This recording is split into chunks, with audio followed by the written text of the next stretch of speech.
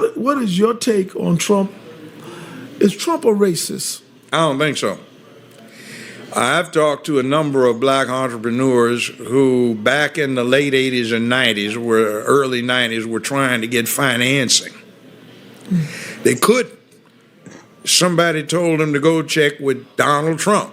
So they come back and tell me they got a loan from Donald Trump. He gave them a term loan. Show up with the interest and the principal, one check. But they had to go see him personally. They independently relate this tale that when they saw him, he said, "This what you supposed to pay me? This our agreement?" I said, "Yeah." And then tore the check up, shook their hands, and congratulations. Now run your business. And this was when? This was back in the 90s. See, most people don't even know this. He had a sister. He was, every time you saw him back in the 90s, fine paper bag, brown, beautiful black model. He likes fine women. He didn't have any problem with dating a black woman, walking her down red carpets. So, I mean, she says he's not a racist. He just doesn't like many people, black or white. And he appreciates people who do stuff within their lane. Well, not stay in their lane, but where they choose to be. If they do it well, he admires them. Black, white, brown, red, yellow. Most people don't know this. He was the finance man behind Jesse Jackson's 2 runs for president. Wow. So, you know, he talks, but I don't mind somebody talking. I think we've gotten too sensitive to that. That's part of the effeminization of the country. I remember in junior high and high school, "Hey, man, I won't say nothing, man, but last night when I saw your mama, man, you don't know I was over there because you was asleep, man." But blah, blah, blah, blah. We ran the dozens. That was our sport. Mm-hmm. So we were used to talking about each other. Now, man, he talking about my mama, man. What's wrong with you? Mm-hmm. Do you think Trump will get reelected? I think he's going to get reelected. This impeachment mess we've got right now, there's a thing called the U.S. Constitution, and the Constitution says the president is the chief diplomatic officer of the United States. It puts no limits on his discretion. It simply says that if he comes up with any treaties, they have to be ratified by the Senate. If a treaty is ratified by the Senate, it becomes part of the supreme law of the land. The president and other elected and appointed officials are under oath required to follow the law of the land. The State Department, Secretary of State are part of his cabinet and are essentially advisors to the president. He's the boss. So what he does relative to Biden is simply what is allowed and mandated by the Constitution, specifically Article 1, Section 8, that says the president is charged with, quote, enforcing the law of nations.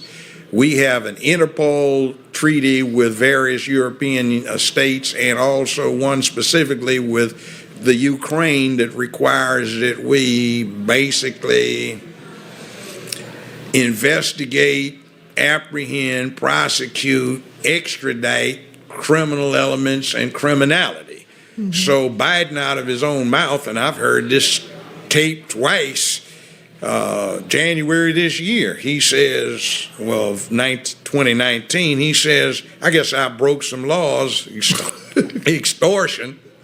I told the Ukrainians if they didn't get rid of this the prosecutor's name is Skola, I think. Anti-corruption prosecutor. Yeah, he said if you don't get rid of him, we'd withhold $85 billion in loan guarantees.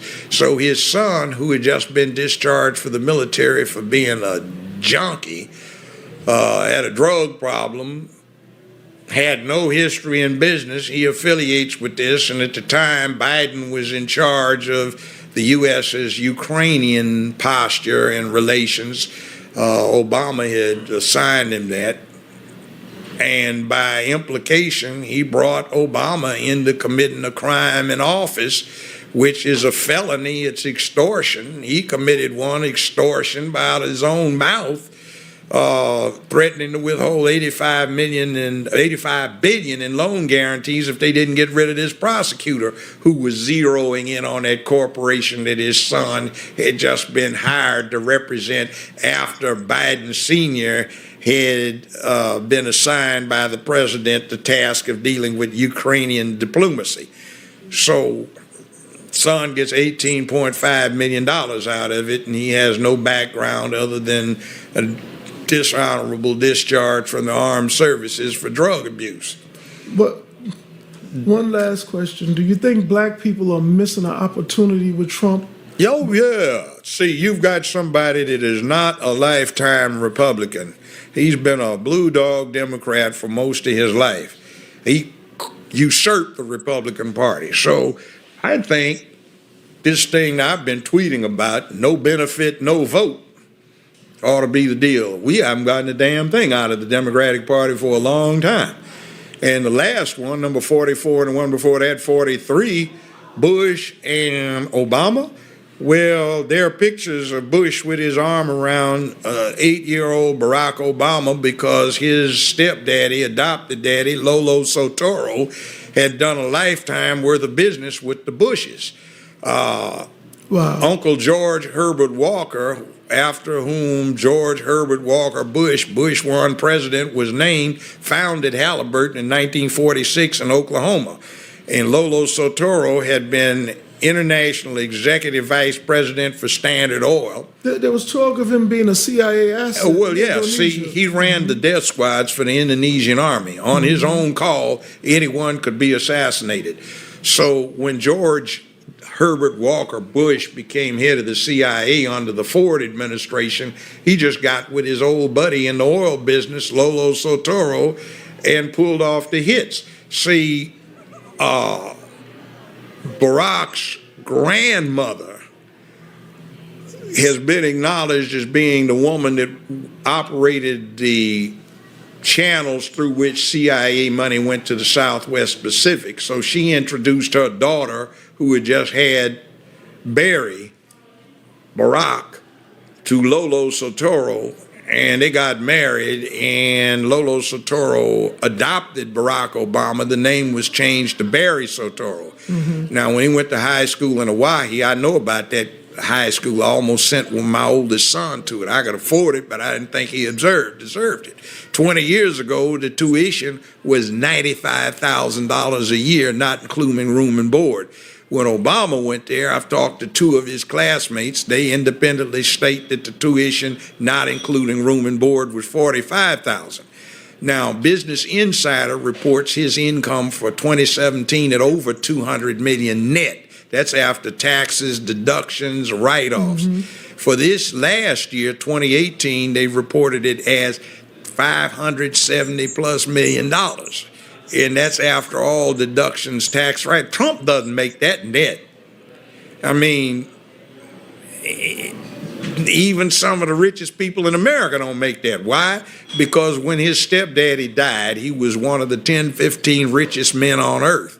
And he left everything in a trust fund operated out of Indonesia so the American government can't touch it. That makes Barack Obama 1/3 beneficiary for the assets of one of the 10, 15 richest men on earth. See, so we got a game run on us. So, you know that little thing that Bush W does when he gets with Michelle, they giggle and he gives her candy. The inside thing, is that supposed to be the same kind of candy he used to give to her husband when he was 6, 7, 8 years old? Oh, wow.